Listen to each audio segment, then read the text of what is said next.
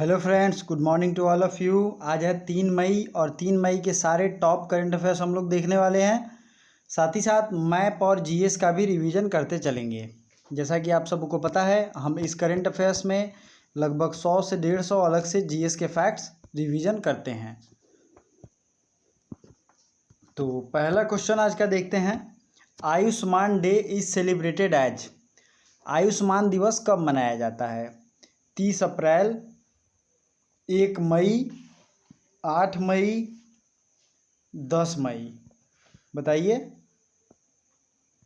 तो ये है 30 अप्रैल को मनाया जाता है। आयुष्मान डे है क्या दरअसल?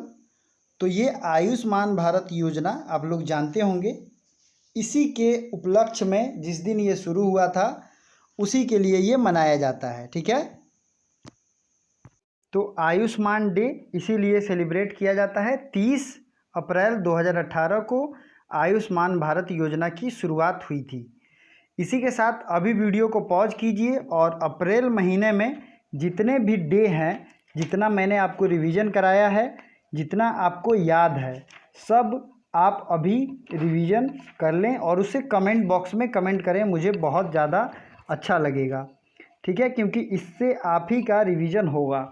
और आज से हम लोग मई महीने के जितने भी इम्पोर्टेंट डे हैं आप लोग पहले कमेंट कर देंगे, उसके बाद मई महीने का मैं आपको रिवीजन कराता हूँ।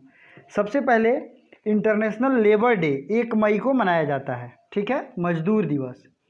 दूसरा है 3 मई को वर्ल्ड प्रेस फ्रीडम डे। क्या है? 3 मई को वर्ल्ड प्रेस फ्रीडम डे, मतलब प्रेस की स्वतंत्रता का दिवस। उसके आगे आपने क्या देखा? प्रेस फ्रीडम के बाद red cross day. Red cross day कब है? 8 मई को। अब मैंने यहाँ 8 मई मेंशन भी किया है। 8 मई को रेड क्रॉस डे भी है और थैलीसीमिया डे भी है। थैलीसीमिया, अब इसको कनेक्ट करके याद करें। थैलीसीमिया जो है ब्लड की डिफिशियंसी हो जाती है, तो इस दिन रेड क्रॉस में क्या मिलता है? तो ब्लड बैंक रहता है। तो इसीलिए थैलीसीमिया डे भी मनाया जाता है 8 मई को। ये भी एक वंशानुगत बीमारी है एक तरीके से कहेंगे तो। नेक्स्ट जो है 8 मई के बाद, प्लीज़ इसे नोट करते चलें और रिवीजन करते चलें। 10 मई को है माइग्रेटरी बर्ड डे। जो माइग्रेशन होता है बर्ड का, उनके लिए डे है 10 मई। 11 मई को है नेशनल टेक्नोलॉजी डे, क्योंकि 11 मई 1974 को पहली बार परमाणु का हथियार का टेस्टिंग हुआ था, इसलिए ये मनाया जाता है 11 मई को national technology day. Next international nurse day. तो आपको पता है इंटरनेशनल नर्स डे 12 मई को, याद रखिएगा, क्योंकि ये इस बार पूछा भी जा सकता है। क्योंकि WHO ने ईयर 2020 को international year of nurses and midwives declare किया है। WHO के अभी के हेड कौन है? टेड्रोस एधानो। WHO से रिलेटेड जो भी इंफॉर्मेशन है सब याद रखिएगा, क्योंकि इस बार WHO बहुत ही ज़्यादा न्यूज़ में है। WHO का हेडक्वार्टर कहाँ है? तो यह है जेनेवा, स्विट्ज़रलैंड में। WHO की स्थापना कब हुई थी? 1948 में। और ये कब हुआ था? 7 अप्रैल 1948 में, 1948 में। तो 7 अप्रैल को कौन सा डे मनाया जाता है? हेल्थ दिवस, स्वास्थ्य दिवस। चलिए, ये सब मई महीने के जितने भी मैंने आपको बताए। इंटरनेशनल नर्स डे 12 मई को, इंटरनेशनल फैमिली डे 15 मई को। ये आप प्लीज़ याद रखिए, क्योंकि इसी हम डेली रिवीजन करेंगे, आपको ऑटोमेटिकली याद हो जाएगा। चलिए नेक्स्ट देखते हैं। जीवन अमृत योजना लॉन्च्ड बाई। तो ये मैंने बताया था कुछ दिन पहले, जीवन शक्ति योजना। तो जीवन शक्ति योजना लॉन्च किया गया है मध्य प्रदेश सरकार के द्वारा। और जीवन अमृत योजना की भी अगर बात करें तो ये भी लॉन्च किया गया है मध्य प्रदेश सरकार के द्वारा। मध्य प्रदेश के बारे में आपको क्या पता है? मध्य प्रदेश के जितने भी नेशनल पार्क हैं सब आप मुझे कमेंट बॉक्स में कमेंट करके बता सकते हैं। मध्य प्रदेश के चौथी बार CM बने हैं शिवराज सिंह चौहान, बीजेपी पार्टी से, और चौथी बार इनको शपथ दिलाई गई। तो ये एग्जाम में जरूर आ सकता है। उत्तर प्रदेश के CM और राज्यपाल को जरूर याद रखिए। CM योगी आदित्यनाथ और आनंदीबेन पटेल यहाँ की गवर्नर हैं। और भारत का पहला ट्रांसजेंडर यूनिवर्सिटी ये भी बनेगा कुशीनगर में। और कुशीनगर में महात्मा बुद्ध का परिनिर्वाण हुआ था, आपको पता ही, उनकी डेथ हुई थी। और दूसरी अगर बात करें तो सारनाथ जो कि यूपी में है, यहाँ पे महात्मा बुद्ध ने अपना पहला उपदेश दिया था। महात्मा बुद्ध की जन्म जो हुई थी वो हुई थी 563 ईस्वी पूर्व में, और 483 में ये 80 वर्ष की अवस्था में इनकी मृत्यु हुई थी। तो महात्मा बुद्ध के बचपन का नाम क्या था? सिद्धार्थ। ठीक है, ये बहुत ज़्यादा इंपॉर्टेंट इन्फॉर्मेशन है। और इनकी पत्नी का नाम क्या था, ये आपको मुझे कमेंट करके बताना है। बिहार से आपको क्या याद आता है? बिहार में वाल्मीकि नगर टाइगर रिजर्व है, साथ ही साथ नेशनल पार्क भी है। और बिहार के गया में बोध गया एक जगह है जहाँ पे इन्हें ज्ञान की प्राप्ति हुई थी, तो ये आपको ध्यान रखना है। बिहार और यूपी की बाउंड्री किस इंटरनेशनल प्लेस से लगती है? तो नेपाल से लगती है, आपको ये ध्यान रखना है। और भारत की सबसे ज़्यादा बाउंड्री 4096 किलोमीटर ये लगता है बांग्लादेश से। बांग्लादेश के बाद 3933 किलोमीटर ये लगता है चाइना से, देन आफ्टर पाकिस्तान से। तो आपको ये सब लाइन में सीरियल से याद रखना चाहिए। चलिए, भारत की राजधानी दिल्ली को ज़रा ध्यान से देखिए। दिल्ली 3 तरफ से किस राज्य से घिरा हुआ है? तो 3 तरफ से ये हरियाणा से घिरा है, एक तरफ से उत्तर प्रदेश से, और किसी की बाउंड्री इससे नहीं लगती है। उत्तराखंड के बारे में आपको क्या पता है? उत्तराखंड का एक डैम है टिहरी डैम। टिहरी डैम किस नदी पर है? महानदी पे, ये उत्तराखंड में ही है। उत्तराखंड में 2 पर्वत याद रखना है आपको, नंगा पर्वत और नंदा देवी। 2 जो हैं वो उत्तराखंड में है, और ये बहुत ज़्यादा जरूरी है एग्जाम के दृष्टिकोण से। उत्तराखंड के उत्तरकाशी डिस्ट्रिक्ट से ही गंगा नदी निकलती है। अब आते हैं झारखंड की बात करते हैं। तो झारखंड का झरिया जो कोयले उत्पादन के लिए फेमस है। और मोस्ट इम्पॉर्टेंटली झारखंड में बेतला नेशनल पार्क है, एक एकलौता, जो कि एग्जाम में पूछा जाता है। चलिए अगला देखते हैं। इससे पहले कि आगे बढ़े, प्लीज़ वीडियो को लाइक जरूर कर दें, लाइक करने से मोटिवेशन मिलता है। तो one stop website launched by and developed by Delhi, Jammu and Kashmir, Ladakh या पुदुचेरी।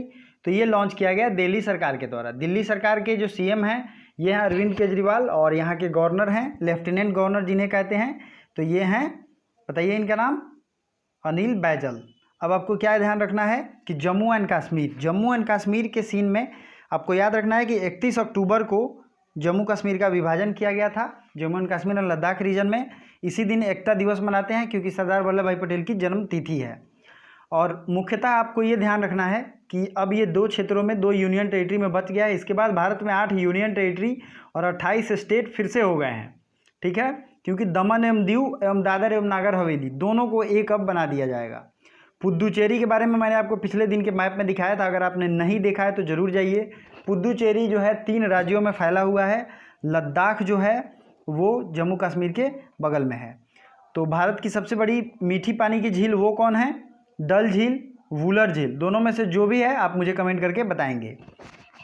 चलिए, ये है हमारी फेसबुक आईडी। अगर आपको कोई भी इंक्वायरी हो, कुछ भी पूछना हो या फिर करंट अफेयर्स का पीडीएफ खरीदना हो तो आप मुझे यहाँ संपर्क कर सकते हैं। आपको डायरेक्ट व्हाट्सएप पे भेज दिया जाएगा। टेलीग्राम जरूर ज्वाइन करें क्योंकि उस पर मैं पीडीएफ देता हूँ। और इस वीडियो को लाइक ज़रूर करें, लाइक करने से मोटिवेशन मिलता है, आपको पता ही है, लाइक करने में आपका कुछ नहीं जाता है। और ये मेरा एक चैनल है वन डे एग्ज़ाम पॉइंट। अगर आप और बेहतरीन तैयारी करना चाहते हैं, पॉलिटी और ज्योग्राफी के और भी वीडियो देखना चाहते हैं, तो प्लीज़ इस चैनल को सब्सक्राइब कीजिए और इस पर विजिट कीजिए। इसकी लिंक डिस्क्रिप्शन में भी दी हुई है।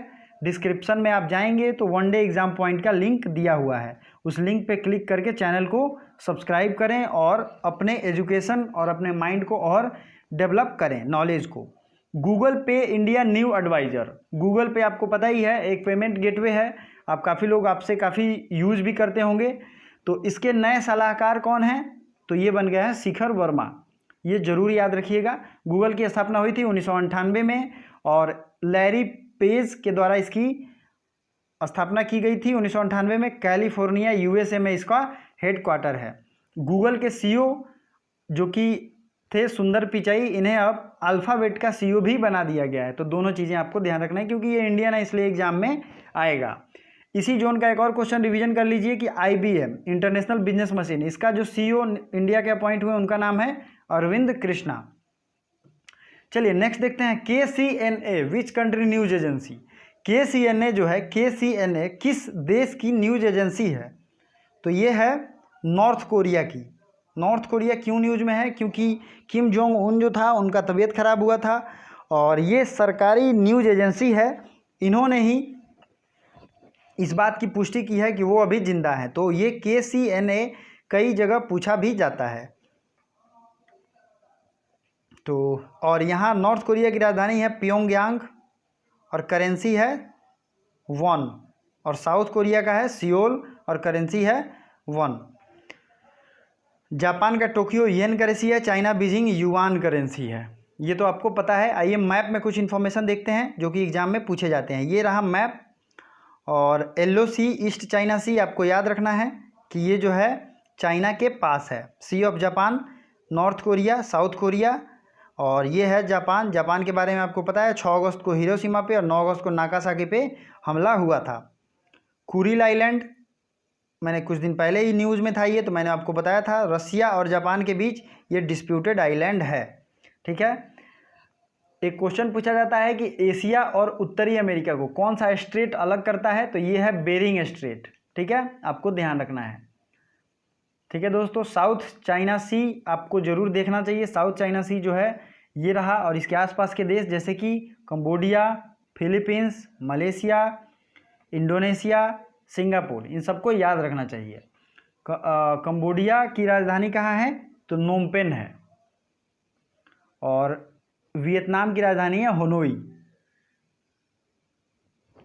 मलेशिया की राजधानी है कुआलालंपुर। इंडोनेशिया की राजधानी है, पहले थी जकार्ता, अब हो गई है ईस्ट कालीमंतन, क्योंकि जकार्ता जो है पानी की वजह से अब नीचे डूब रहा है। तो ये सारी चीज़ें आपको ध्यान रखनी है। एक क्वेश्चन आपको ये देखना है कि स्ट्रेट ऑफ मलक्का, ये जो इलाका है ये स्ट्रेट ऑफ मलक्का है, जो कि इंडियन ओशियन को एक तरीके से साउथ चाइना सी या पैसिफिक ओशियन से जोड़ने का रास्ता है। मतलब पूरी दुनिया को ये कनेक्ट करता है। एक ये कनेक्ट करता है, और अगर वेस्ट एशिया में आएंगे तो स्वेज नहर है जो कि यहाँ पे है, कनेक्ट करता है। तो ये दोनों चीज़ें आप ध्यान रखोगे। स्वेज नहर जो है मेडिटेरेनियन सी को रेड सी से जोड़ता है, आपको ये याद रखना चाहिए। तो आई होप ये वीडियो आपको बहुत पसंद आता है। पसंद आए तो ज़रूर इसको शेयर भी कीजिए, और दोस्तों को बताइए इसके बारे में, दोस्तों को भी फॉरवर्ड कीजिए, और खुद वीडियो को लाइक कीजिए। लाइक करना बहुत ही ज़रूरी है। Order of the Rising son of Japan, ये क्या है, एक अवार्ड है। ये किसे दिया गया है, थांगजाम धवाली सिंह। ये जो हैं ये मणिपुर से हैं। ठीक है, कहाँ से हैं, तो मणिपुर से ये हैं, और इन्हें ही Order of the Rising Sun, ये एक तरीके से मतलब नेचुरल काम या किसी भी सर्विस जो कि ह्यूमन काइंड के लिए बेनिफिशियल हो उसके क्षेत्र में ये दिया जाता है। और ये जापान का एक बहुत बड़ा ऑर्डर है, एक सम्मान है। तो ये दिया गया थांगजाम धवाली सिंह को। चलिए, किस भारतीय मूल की लड़की ने मंगल ग्रह के हेलीकॉप्टर के नाम रखा है, तो ये है वनीजा रूपानी। ये अमेरिका में इन्होंने रखा है मंगल ग्रह पे एक हेलीकॉप्टर का नाम। इनका नाम जरूर याद रखिएगा, वनीजा रूपानी। आईसीसी ने दीपक अग्रवाल पर कितने साल का प्रतिबंध लगाया है, आईसीसी ने 2 साल का प्रतिबंध लगाया है दीपक अग्रवाल पे। और अगर बात करें तो आईसीसी की स्थापना हुई थी 1909 में। इसके सीईओ हैं मनु साहनी, और प्रेसिडेंट हैं शशांक मनोहर। इसका हेडक्वार्टर कहाँ है, तो दुबई, यूएई की राजधानी है दुबई। यूएई की राजधानी अबू धाबी, यूएई में ही दुबई पड़ता है। इंडिया के नए केंद्रीय सतर्कता आयुक्त, तो ये हैं सुरेश एन पटेल। और इस ऑप्शन में जितने भी हैं इन सब लोगों का रिसेंटली अपॉइंटमेंट हुआ है। टीएस तिरुमूर्ति इनका अपॉइंटमेंट हुआ है यूएन के परमानेंट रिप्रेजेंटेटिव इंडिया के रूप में, इंडिया के लिए। तो ये आपको ध्यान रखना है।